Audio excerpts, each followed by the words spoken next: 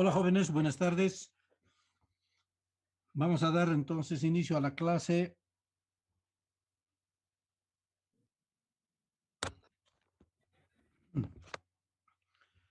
Bien, entonces estamos comenzando ya con la patología propia de la, de la especialidad de hematología y nos estamos refiriendo entonces con lo que son las anemias, ¿verdad? Y en esta oportunidad nos vamos a referir a las anemias por interferencia en la síntesis de la hemoglobina.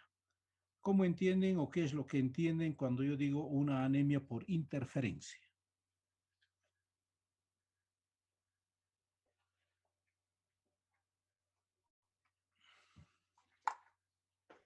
Doctor, buenas tardes. Hola, Eh, Fernando. bueno, una anemia por interferencia tendría que ser una anemia por una alteración en la síntesis de hemoglobina. Pero ¿cómo es eso? ¿Cómo se produce ese mecanismo? ¿Cuál sería el mecanismo entonces de generar esa interferencia en la síntesis de la hemoglobina? Su nombre está indicando, ¿verdad? Interferencia quiere decir alterar, intervenir, alterar, ¿verdad? La forma o la síntesis de la hemoglobina. ¿Dónde se sintetiza la hemoglobina? ¿Cómo se sintetiza la hemoglobina? ¿A partir de qué elementos se sintetiza la hemoglobina? Entonces, vean ustedes, todo eso, lo que les estoy preguntando, ya conocen ustedes, ¿verdad? Entonces, si estuviera habiendo una carencia, una disproteinemia o una alteración en las globulinas, una alteración en el aporte de hierro, una alteración en la formación del hemo, una alteración de las cadenas de la hemoglobina, como son las talasemias, una carencia o una alteración o una alteración en la conformación de la cadena alfa o beta de la hemoglobina, generaría un trastorno, una anemia por esa interferencia en esa síntesis de hemoglobina, o el reemplazo de la hemoglobina A1 por una hemoglobina fetal o una hemoglobina S o una hemoglobina que esté cargada con CO2, ¿verdad? O sea, dense cuenta de que todos esos hechos de que van a interferir en el metabolismo, en la síntesis, en la creación, en el origen de la hemoglobina, va a repercutir en la producción de glóbulos rojos y en el mecanismo de transporte de oxígeno. ¿Ven? Entonces, a eso nos vamos a referir cuando yo digo anemia por interferencia en la síntesis de hemoglobina. Y dentro de estas vamos a tener la anemia ferropénica, la anemia de las enfermedades crónicas, las talasemias, las anemias por interferencia en el metabolismo de hierro y la acumulación del hierro en el organismo. Todos estos acápites que estamos enumerando están incluidas en las anemias por interferencia, entonces en la síntesis de hemoglobina.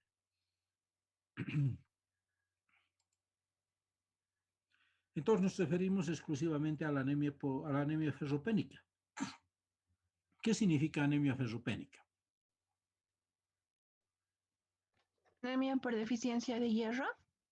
Bien, entonces su nombre está indicando, ¿no? Entonces ferropénica, un déficit, un descenso, una disminución del aporte de hierro, ¿verdad? Este aporte de hierro, ferropénica, nos está indicando de que va a generar una patología o una sintomatología como es la anemia. Entonces aquí la palabra principal y el hecho principal y el elemento principal que está generando anemia va a ser la carencia, el déficit del hierro. Por eso digo una anemia ferropénica, ¿sí? En algunos libros van a encontrar también con el nombre de anemia ferropriva, ¿verdad? Entonces estamos hablando cuando hablamos de ferropriva en el aporte disminuido del hierro o una alteración de la absorción, es decir, del ADME, en la absorción, la distribución, el metabolismo del hierro en el organismo. Entonces decimos de que es una anemia ferropriva, pero en la mayoría de los textos pueden identificar como anemia ferropénica. Vean ustedes de que esta anemia habíamos indicado de que se consideraba las anemias como un problema de tipo de salud pública Y la anemia ferropénica no queda lejos, ¿verdad? Es muy frecuente. Si hacemos un estudio en la población de Potosí, en niños, en adolescentes, en mujeres gestantes, en edades o en adolescentes y en personas de tercera edad, podríamos identificar la cantidad entonces de pacientes que tienen esta anemia ferropriva o la concentración de hierro y los depósitos de hierro posiblemente un tanto modificados. Entonces, por esas características, por la distribución geográfica, por el tipo de alimentación que se tiene, por las parasitosis o por algunas patologías que van a repercutir en la absorción, ¿verdad? En la absorción, en la distribución y en el metabolismo del hierro, es una patología frecuente en nuestro medio.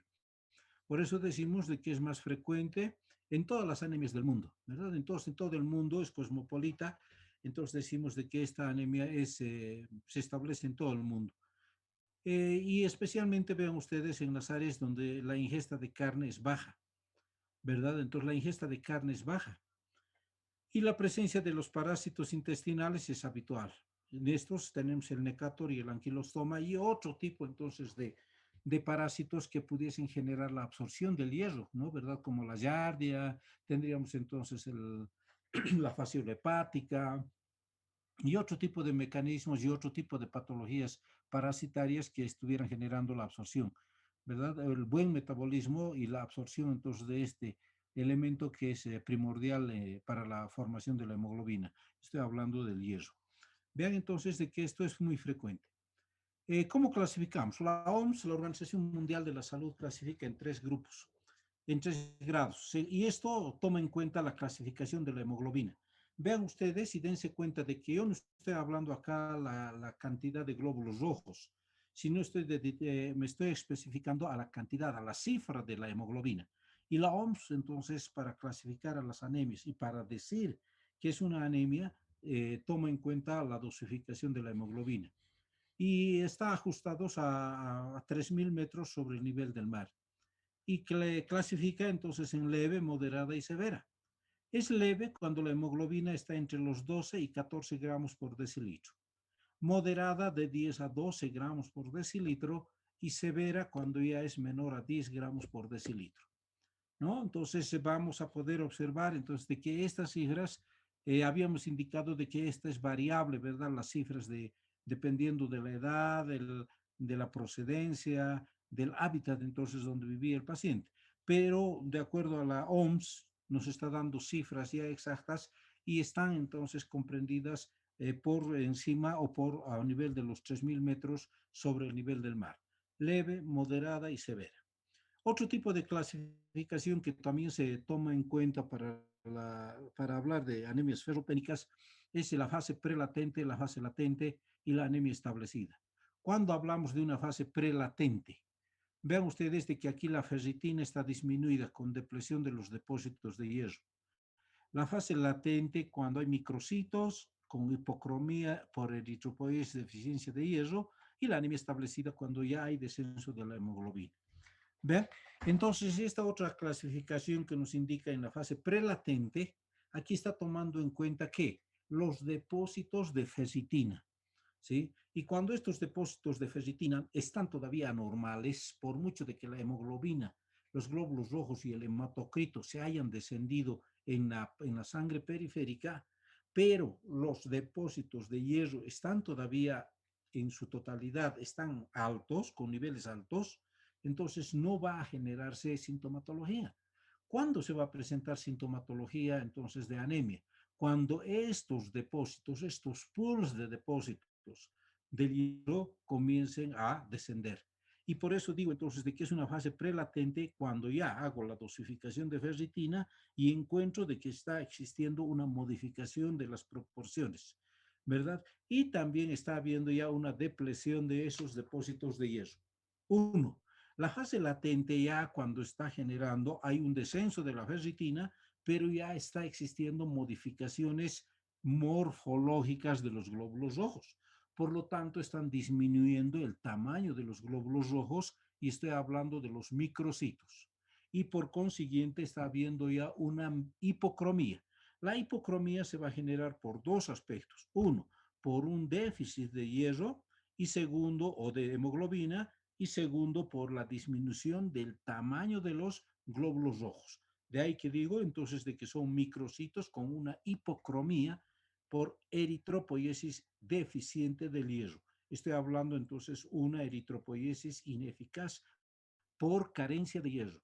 Y finalmente tenemos la anemia establecida cuando ya se ha podido determinar de que esa anemia, o perdón, esa hemoglobina ha sido descendida por debajo entonces de los 10 hasta los de 10 a 12 y de menores de 10 gramos. ¿Bien? Entonces, dense cuenta de que esas cifras y esas clasificaciones que nos indica la Organización Mundial de la Salud están basadas siempre en la hemoglobina. ¿Cuál es la incidencia que encontramos entonces a nivel mundial? 30% de la población mundial tiene entonces anemia ferropénica. 30% de la población mundial. Y se ha podido establecer entonces de que en el censo del 2008, 38% de las mujeres en edad fértil, ¿verdad? En edad fértil me estoy refiriendo desde los 16 o 18 años hasta los 45, 50 años, en Bolivia tienen el 38% de mujeres que están entonces con diagnóstico de anemia ferropénica. De esta población, podemos ver, vean ustedes, 61% de los niños de 6 a 59 meses en Bolivia tienen entonces anemia ferropénica. Y finalmente tenemos de que el 64.2% de las anemias diagnosticadas en pacientes hospitalizados, adultos en el servicio de hematología del Hospital Materno Infantil de la Caja, se encuentran entonces, vean, del 2008 al 2011, teníamos 64.2%. ¿Por qué esa incidencia? No se olviden de que la Caja maneja y tiene una población bastante elevada de población en tercera edad. ¿Sí? En tercera edad, y también tenemos pacientes con una patología crónica, ¿verdad? Estamos hablando de EPOC, silicosis, diabetes, obesos, etcétera, etcétera, con características de enfermedad crónica. Y ese hecho hace entonces de que el 64.2% de esos pacientes que están hospitalizados en el Hospital Materno Infantil tienen anemia ferropénica, ¿sí? También tenemos que determinar entonces de que estas características que les estoy refiriendo entre la anemia ferropénica y la anemia de procesos crónicos es casi similar. Lo que sí les va a modificar entonces en estas dos patologías es la fisiopatología. Uno es por la carencia de hierro y el otro es por un bloqueo del hierro en su absorción o en su distribución, que eso lo vamos a ver entonces oportunamente. Pero esa es la característica que va a diferenciar. Y si quieren hacer una diferencia entre la anemia de proceso crónico con la anemia ferropénica, pues tendrán que determinar entonces la dosificación de interleucina 6 para para la anemia de proceso crónico y la dosificación de ferritina y de hemosiderina en los depósitos o pools en la anemia ferropénica. ¿Bien? Entonces, eso es lo más notorio y lo más importante en la diferencia de ambas. Ya conocen ustedes la etiología de la anemia ferropénica y para hablar de la etiología, pues tenemos que volver nuevamente a lo que habíamos revisado en el metabolismo del hierro, ¿sí? Y van a variar entonces las causas dependiendo entonces de las etapas del desarrollo entonces del hombre, ¿verdad? Que va a ser desde la niñez hasta la adultez. En la niñez ustedes ya se darán cuenta de que tenemos una mala nutrición, un falta de aporte de leche materna, una mala nutrición, tenemos entonces tenemos las parasitosis, tenemos un mal desarrollo escolar, adolescente, etcétera, etcétera. Dense cuenta de que esos son los factores que van a coadyuvar entonces a que se establezca la anemia ferropénica, ¿sí? Y dentro de ello tenemos el aumento de las necesidades de hierro. ¿Y cuáles van a ser ese incremento? ¿Qué patologías o qué factores van a hacer de que ese hierro que está en la madre en una determinada proporción comience a generar un desbalance, una desproporción, una disminución? Uno, va a ser los factores prenatales, ¿verdad? Es muy importante por eso entonces de que en las mujeres que están en gestación tener que hacer entonces un control prenatal, ¿sí? No solamente entonces para ver el riesgo, ¿verdad? Obstétrico, sino que tenemos que ver entonces esa pareja que está viendo, madre-niño, ¿sí? Y por lo tanto tenemos que evaluar entonces los factores prenatales. Puede ser entonces la multiparidad y el embarazo gemelar. Estos dos, en la multiparidad y los embarazos gemelares, hacen de que los requerimientos, las necesidades del hierro en nuestro organismo pudiesen incrementar o pudiesen generar desbalances, causa como factor entonces de anemia ferropénica. Segundo, las etapas de crecimiento corporal. No se olviden la infancia y la adolescencia, como les he referido. La menstruación, por una parte fisiológica, el embarazo, ya dependiendo entonces el tipo de embarazo, el tamaño del producto, la cantidad de productos, etcétera. Y la lactancia, ¿verdad? La lactancia, dietas con baja disponibilidad de hierro, hemorragias que pudiesen presentarse durante entonces el parto, durante entonces el puerperio, las complicaciones que pudiesen generarse entonces durante el periodo expulsivo del parto, ¿verdad? O desprendimientos prematuros de placenta, etcétera, etcétera. Las hipermenorreas son también factores entonces determinantes. Estamos hablando de las dismenorreas, estamos hablando entonces de alteraciones del ciclo y del ritmo, ¿verdad? Entonces del ciclo menstrual. Pueden ser las polimenorreas, las hipermenorreas, etcétera, que generan entonces pérdidas en exceso entonces de volúmenes de sangre que no están complementadas o que están completas en ese desarrollo habitual. El síndrome de mala absorción, no se olviden, síndromes de mala absorción, tenemos las acloridrias por una carencia, por una atrofia de la mucosa entonces del estómago que genera entonces sobre todo de las células parietales del estómago, que estamos hablando entonces posteriormente en las anemias perniciosas, ¿verdad? Las gastrectomías, es decir, entonces las pérdidas entonces del tamaño entonces del estómago, ¿verdad? Que van a generarnos pues una disminución del aporte de ácidos y también del factor de Castle. La enfermedad celíaca por alteraciones entonces, ¿verdad? De la absorción a nivel gastrointestinal o intestinal, alteraciones entonces de la absorción del gluten, ¿verdad? Que van a generarnos entonces déficit entonces en la absorción de todo lo que son los nutrientes. Las enteroparasitosis que habíamos referido, luego tenemos los DIU, los dispositivos intrauterinos que pudiesen generarnos entonces sangrados fuera de lo habitual, y tenemos la hemoglobinuria paroxística nocturna. Estos dos procesos, entonces, y sobre todo la hemoglobinuria paroxística nocturna, tenemos que evaluar entonces de que existiesen entonces pérdidas de volúmenes de sangre a través de la orina. No tenemos entonces, hay algunas alteraciones patológicas como son entonces las glomerulonefritis, el síndrome nefrótico o nefrítico, ¿verdad? Que pudiesen generar entonces, y todas las patologías donde haya una posibilidad entonces de pérdida de sangre, úlceras gastrointestinales, duodenales, ¿verdad? Cánceres, neoplasias, etcétera, que si no perdemos entonces grandes volúmenes, pudiésemos estar generando microsangrados a nivel del tracto gastrointestinal y estuviéramos determinando una depresión de las reservas o de los depósitos de ferritina y de hemosiderina. ¿Sí? ¿Está claro hasta aquí, por favor? Sí, doctor. Bien. En la patogenia tenemos que identificar y dense cuenta de que la eritropoiesis es limitada por deficiencia de hierro. Entonces, en la patogenia, cuando vean ustedes y cuando diga patogenia de la perdón, de la anemia ferropénica, me estoy refiriendo a este triángulo, ¿verdad?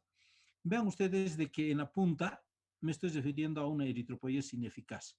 Es decir, de que está habiendo un aporte adecuado de todos los nutrientes, pero las células troncales, las células entonces precursoras, ¿verdad? De la eritropoiesis están alteradas. Y por lo tanto se está generando formación de glóbulos rojos o precursores de glóbulos rojos en una forma anómala. Por lo tanto, estoy hablando de una diseritropoiesis o una eritropoiesis ineficaz. ¿Sí? A medida entonces que va transcurriendo esto, va aumentando entonces la base, ¿verdad? De este triángulo, y en la base de este triángulo nos estamos observando de que esa anemia se está generando por una deficiencia del hierro, ¿verdad? Entonces, en mayor proporción.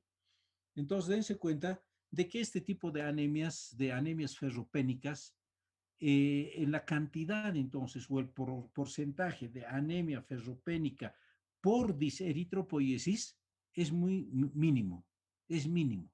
Por eso entonces la flecha o diré el vértice de este triángulo que va a representar a la eritropoiesis ineficaz. Pero la mayor proporción de anemias o el mayor porcentaje de anemias ferropénicas que corresponde aquí a la base de este triángulo va a corresponder a la deficiencia del hierro. ¿Está bien? Está claro, ¿verdad? Bien.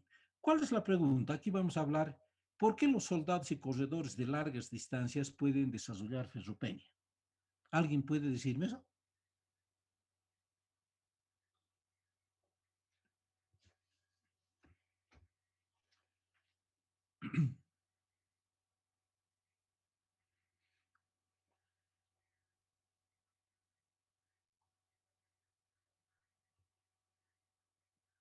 ¿Alguien puede contestarme esta pregunta? ¿El por qué los soldados y también los corredores de largas distancias pueden desarrollar una ferropenia?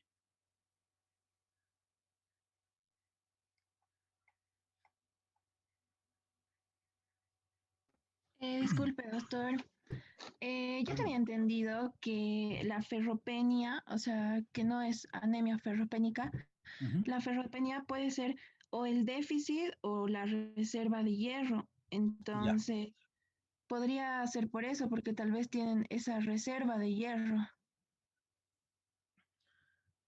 Ya, suponiendo entonces de que tengo un soldado que tiene entonces una dosificación de hemoglobina de 15,8, ¿sí? O 16,2, eso me está indicando de que sus niveles de hemoglobina están dentro de los parámetros de normalidad. Pero posteriormente a ello, si hacemos entonces la dosificación del hierro, ¿verdad? Pudiésemos determinar de que existe un déficit, una baja del depósito de hierro, ¿verdad? Y les preguntaba por qué los soldados y los corredores de largas distancias pueden desarrollar una ferropenia. ¿Por qué? Porque hemos indicado de que existe un hipermetabolismo, un incremento de las necesidades de hierro.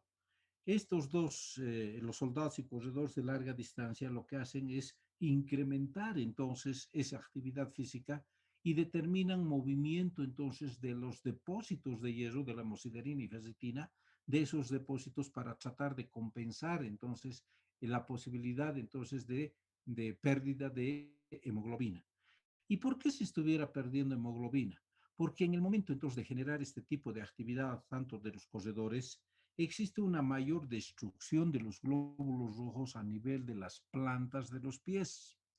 ¿Verdad? No se olviden de que estas son zonas, están directamente expuestas donde son zonas capilares, ¿verdad? Son zonas acras donde directamente están en contacto con capilares y el hecho de generar esa tracción y ese impacto de la planta hacia el suelo va a generarnos hemólisis de grandes volúmenes de glóbulos rojos y ese hecho va a generarnos hematuриas, ¿verdad? No se olviden de que en algunos pacientes, después y sobre todo en los principiantes, cuando hacen alguna actividad intensa, van a decirnos de que están comenzando a orinar sangre.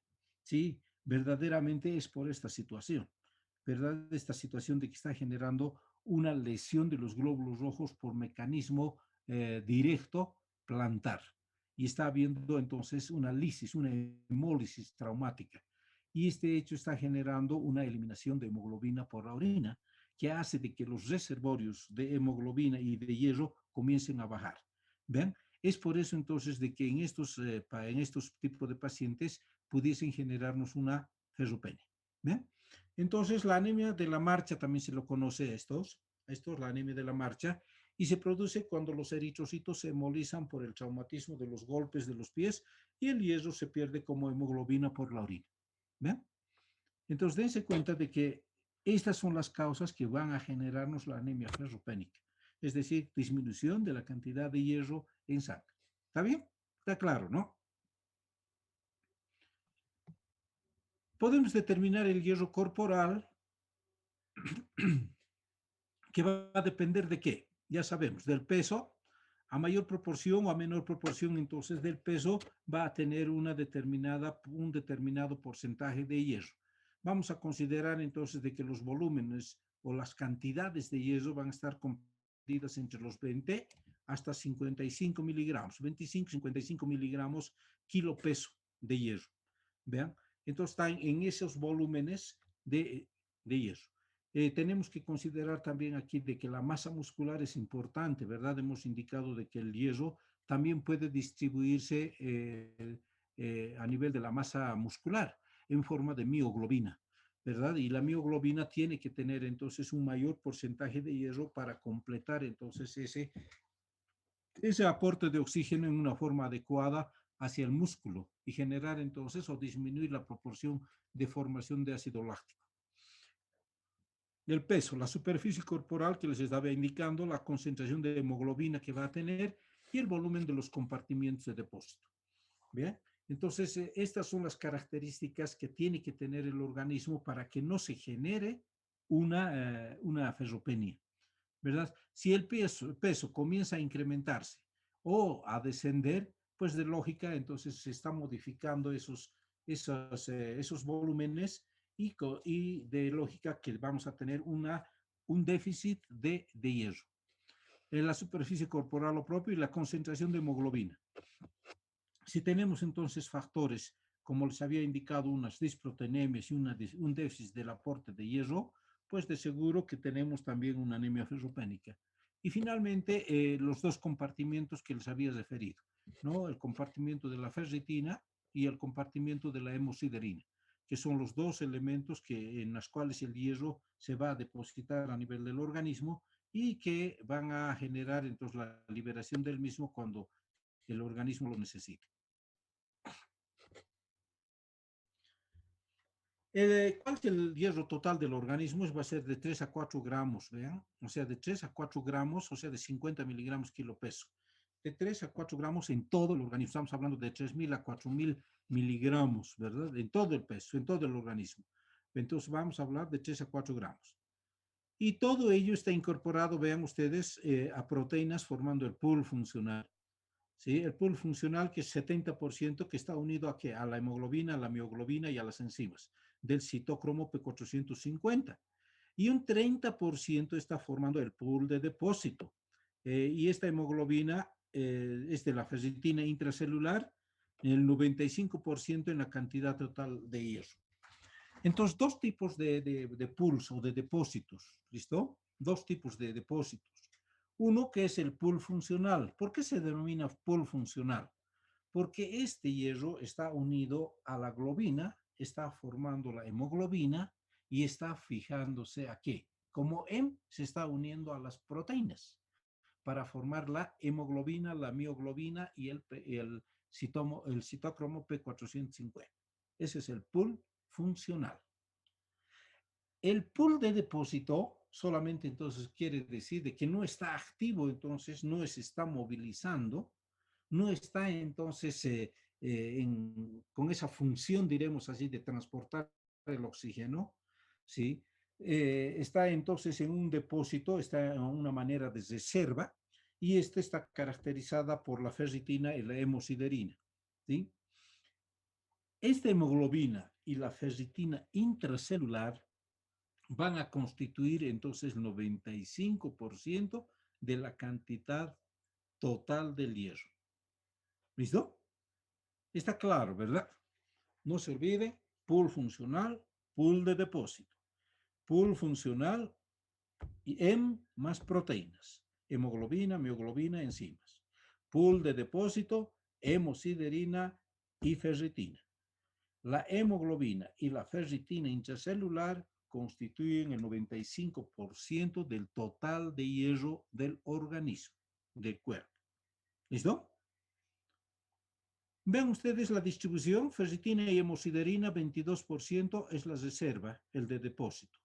Hemoglobina 65%, mioglobina 10% y citocromos 3% en el pool funcional. Pool de reserva, pool funcional. ¿Listo? Dentro de ello vamos a considerar tres compartimientos de hierro en el organismo: el compartimiento funcional, el compartimiento de transporte y el compartimiento de depósito. El funcional, ya saben ustedes, 75% del hierro orgánico. De este, el 80% se encuentra formando parte de la hemoglobina contenida en los eritrocitos de 2,5 gramos. 20% restante, el 0,5%, está en la mioglobina muscular, en los citocromos y en las enzimas. ¿Está claro? ¿Sí? El compartimiento de transporte, ¿sí?, se realiza el movimiento orgánico del metal, es decir, del hierro, que está constituido en un 2,5 a 4 miligramos transportados en la sangre por el transportador de hierro. ¿Cuál es el transportador de hierro? La transferrina. ¿Eh? La transferrina. Ya en sus distintas modalidades, la transferrina 1, la transferrina 2, que vamos a posteriormente ver cuando estemos hablando del metabolismo y de la reabsorción del hierro, o sea, de la redistribución del hierro en el organismo, ¿sí?, que ya también conocen ustedes, que ya tienen su base entonces esto. Y finalmente el compartimiento del depósito, la tercera parte del hierro orgánico, de 1 gramo, se va a encontrar almacenada en forma de ferritina o de hemosiderina. Esta cantidad es variable dependiendo del balance orgánico del hierro, ¿vea? Siempre entonces está supeditada al balance orgánico, es decir, al grado de absorción, metabolismo y distribución que tiene el hierro, y también entonces de la participación de los macrófagos y de la hepsidina en este caso para movilizar o retener el hierro en el sistema fagocítico mononuclear. Eso vamos a ver posteriormente, pero quiero que me digan de que si está clara esta parte de la distribución o de los compartimientos del hierro en el organismo. Uno, el funcional, el de transporte y el de depósito. ¿Está claro, por favor? Me he dado cuenta de que en los exámenes están tropezando por estas situaciones. Les he preguntado con respecto entonces al micro y al macroambiente de la médula ósea, y los que han asistido a clase pues me han respondido. Los que no, lamentablemente no me han respondido porque estaban en las nubes.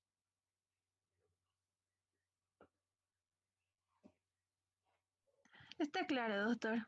Está claro. Muy bien. Sí, doctor. Seguimos entonces avanzando.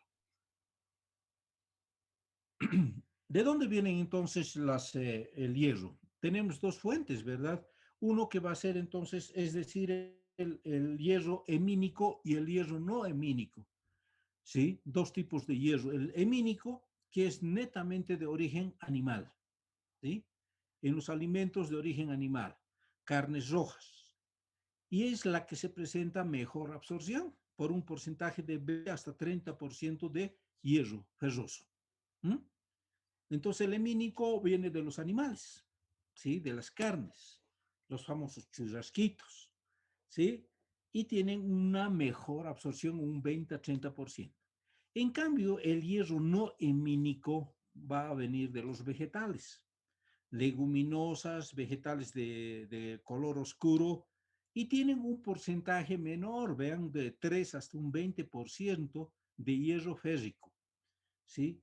¿Por qué entonces es más fácil absorber entonces el hierro hemínico que el no hemínico? Porque el hierro en el estado hemínico ya está en estado ferroso, ¿listo? Estado ferroso. En cambio, en los vegetales, o es decir, el hierro no hemínico, tiene que procesarse todavía, tiene que procesarse. Es decir, de que tiene que este hierro que se encuentra en estado férrico, tiene que perder electrones, tiene que oxidarse para convertirse en un estado ferroso. Entonces tiene que haber un mecanismo de oxidación para perder moléculas o electrones y convertirse en un estado ferroso para así facilitar recién su absorción. Entonces se cuenta entonces de que los pacientes que comen carne tienen una mejor absorción de hierro. No así entonces los pacientes o las personas veganas, ¿verdad? ¿Qué será una persona vegana?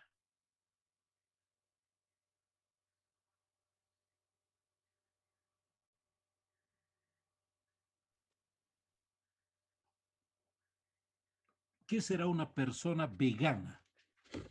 Es la persona que no come carne. Correcto, entonces son los vegetarianos, ¿verdad? Los vegetarianos, ya sean parciales o totales, los parciales alguna vez se servirán entonces pues carnes, ¿verdad? O alimentos que suplan entonces el déficit de proteínas o de hierro. Y también tenemos las totales que no comen nada, nada de carne, solamente entonces son verduras las que se van a servir, según, o sean legumbres, cereales y vegetales.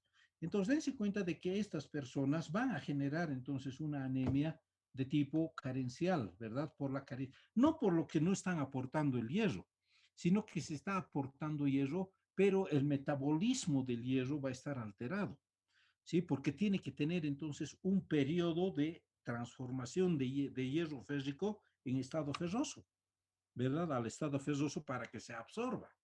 ¿Sí? Es por esas entonces las características, no porque el paciente no esté ingiriendo hierro. Hay entonces cereales, hay legumbres que nos aportan gran cantidad de hierro, ¿sí? Pero la absorción, el grado de absorción es disminuida, que estamos hablando de un 20, de un 3 al 20%, ¿sí? Y pero con una dificultad en la absorción por el metabolismo que tiene que generarse. Esas son las explicaciones entonces por las cuales el vegano tiene entonces mayor proporción de realizar esta anemia de tipo ferropénica. Y aquí vean ustedes en este cuadrito el hierro hemínico y el hierro no hemínico. El hierro hemínico es de fácil absorción. El hierro no hemínico es de difícil absorción. Dentro del hierro hemínico tenemos las carnes rojas, pescados, pollos, hígado, riñón. Los de difícil absorción, las lentejas, garbanzos, porotos, espinacas, cereales, por lo que ya les hemos explicado. ¿Sí? Existen también sustancias facilitadoras e inhibidoras entonces de la absorción, ¿verdad? Y dentro de los factores inhibidores de la absorción del hierro no hemínico o hemínico va a estar el té, el mate, la yema de huevo, el calcio y el salvado. Vean ustedes, el salvado. Y dentro de los factores facilitadores, sobre todo del hierro no hemínico, va a estar entonces la vitamina C, la naranja, el pomelo, el kiwi, ananás, mandarinas, tomates, coliflores, papas y batatas. ¿Sí? Fácil. Facilitadores, inhibidores. Facilitadores de absorción del hierro hemínico y no hemínico, sobre todo el no hemínico, todo lo que son los cítricos. Los inhibidores del hierro hemínico y no hemínico que van a actuar sobre la absorción, tenemos las infusiones, té, mate, yema de huevo, calcio y el salvado. ¿Está claro? ¿Por qué les hago notar esto? ¿Por qué es importante esto?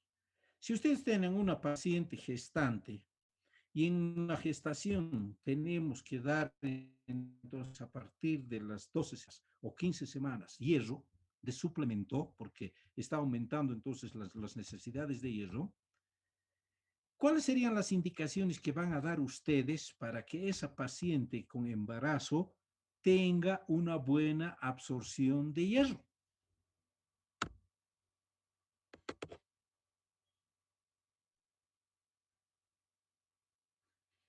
Que consuma cítricos, doctor.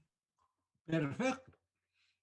Entonces, yo le indicaré a la paciente gestante que le estoy dando, le estoy dotando, le estoy prescribiendo el sulfato ferroso, de que tome con un vaso de cítrico, con un jugo de naranja, de pomelo, de mandarina, con una piña o con cualquier cítrico, en la mañana, en la mañana. Entonces, un vasito de jugo de naranja con la tableta de sulfato ferroso, para posteriormente, después de hacer su absorción, recién coma o tome su desayuno, su desayunito, su té, su mate, tome su calcio, etcétera. Vean ustedes de que es importante entonces esta recomendación, porque si no, le damos al paciente que tome su sulfato con su taza de té o su café o su taza de leche o su calcio, estamos haciendo entonces una iatrogenia. ¿Por qué? Porque lo único que estoy generando es una le estoy excitando la mucosa gástrica, porque el sulfato ferroso es muy excitante a nivel de la mucosa, ¿verdad? Y hace de que se genere una mayor cantidad de ácido clorhídrico, que genere también entonces una mayor absorción de hierro. Pero como le estoy haciendo esto y como le estoy dando unas sustancias indoras, por lo tanto ese hierro no se va a absorber. Y si lo hace, entonces va a ser en mínimas proporciones. ¿Eh? Es por eso entonces la importancia de este cuadro para la dosificación del hierro y aumentarle o indicarle el uso de cítricos en su prescripción. ¿Listo? ¿Cuáles van a ser las funciones del hierro? Ya conocen entonces la función del hierro. Uno va a ser entonces la formación de la hemoglobina. Y a través de la formación de la hemoglobina va a ser entonces constitutivo ¿de qué? Del pigmento respiratorio. El pigmento respiratorio va a cumplir una función de transportar el oxígeno desde la periferia hacia los capilares o hacia los glóbulos rojos. Y a la inversa, recoger entonces el CO desde los tejidos hacia los pulmones para su eliminación. Esa es entonces la función de la hematosis que va a cumplir entonces el glóbulo rojo y también el hierro. ¿Sí? Entonces tenemos las funciones del hierro, tenemos la respiración celular a nivel de las células a través del citócromo P450. También va a ser partícipe de la síntesis del ADN, no se olvide, síntesis del ADN. Y estamos hablando, cuando yo me refiero a la síntesis de ADN, cuando esté alterado esto, vamos a ver entonces de que existe un trastorno de formación de megaloblastos, ¿sí? Porque está habiendo un trastorno en la síntesis del ADN en esas células. Y también va a ser partícipe en la cinética celular, ¿verdad? En la proliferación celular. Es decir, entonces va a tener una participación activa a través de qué? A nivel de las células progenitoras hematopoyéticas y de las células también comprometidas o de las células totipotenciales celulares. Por lo tanto, dense cuenta de que este hierro había sido muy importante, ¿verdad? Es un elemento importante para cumplir estas funciones. Oxígeno, respiración celular, a través del citócromo P450, la síntesis del ADN y la proliferación celular, es decir, de la cinética celular, de la mitosis celular. ¿Sí? Y el metabolismo, ya saben ustedes, ya saben que es un circuito cerrado con muy escasas pérdidas. Solamente entonces se pierde el hierro cuando hay anemias, o perdón, cuando hay pérdidas de volúmenes de sangre o por descamaciones excesivas entonces de piel o metabolismo o alteraciones entonces del hierro, ya sea entonces por participación activa del sistema fagocítico mononuclear, ¿verdad? Y también la diferencia del metabolismo según la edad, ¿no? Entonces no nos olvidemos de que el metabolismo en los pacientes de tercera edad ya están alteradas, ¿verdad? No porque no se alimenten, sino que todo lo que son las vellosidades gastrointestinales ya están atrofiadas, ya no se produce la misma cantidad entonces de ácido clorhídrico, existen entonces ya dificultades entonces en la absorción por ciertos mecanismos entonces de producción, ya sea proteico, ¿verdad? Entonces, dense cuenta de que este metabolismo se va a alterar entonces en este tipo de patologías también de la tercera edad sobre todo. Y vean ustedes de que el metabolismo en el adulto, el 95% viene de la recirculación.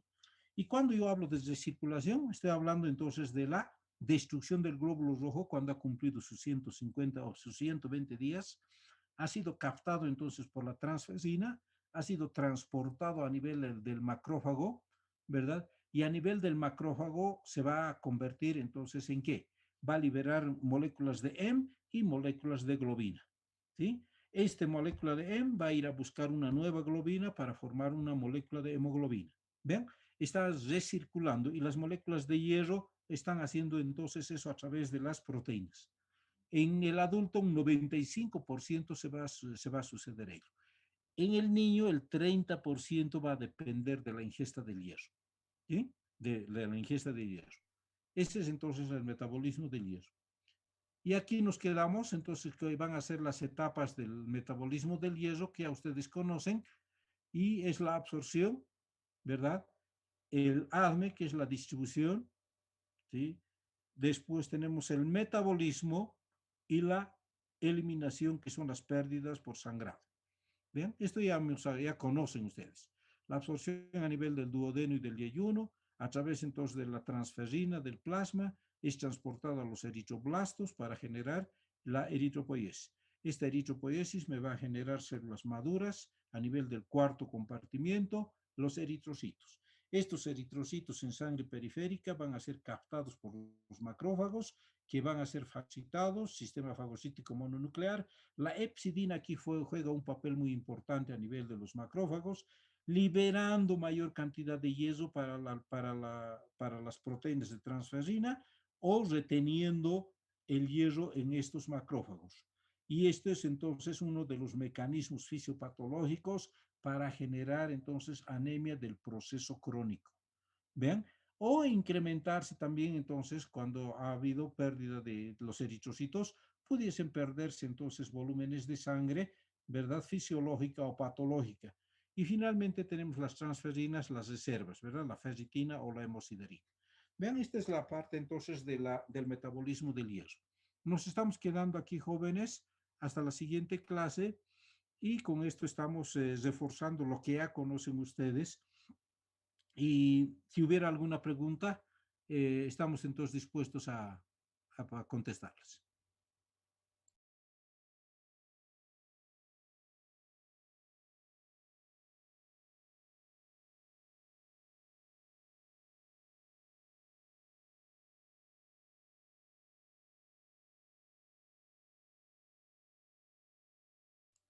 ¿Preguntas, jóvenes? No, doctor, todo estaba entendible. Todo claro. Muy bien. Bien, jóvenes, entonces nos estamos viendo el día jueves a las 3. Hasta luego, doctor. Hasta luego, doctor. Hasta luego, doctor.